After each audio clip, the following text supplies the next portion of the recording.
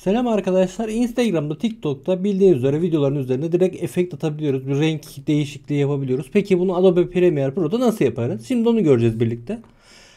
Şimdi öncelikle ihtiyacımız olan şey Windows panelinde Lumetri Color'un açık olduğunu bilmemiz gerekiyor. Açıksa zaten yan tarafta gözüküyor. Tıkladık. Daha sonra Lumetri Color'dan buradan istersek efektleri kullanabiliriz. Ya da non seçeneğinden bir sonraki videom turuncuya yakın bir video. Şöyle. Bunu da böyle turuncuya yakın bir şekilde getirip daha sonra bunu da aynı şekilde getirerek birbiriyle şu an alakasız videolar ama siz de bunları kullanabilirsiniz. Aynı zamanda bu LUT'ların hazırları var arkadaşlar. Bunları peki nasıl bulacağız? Google'a girelim. Adobe Premiere Pro LUT diyelim. Envato'da gördüğünüz gibi var. Şu siteyi dün görmüştüm. Burada da free'ler var gördüğüm kadarıyla.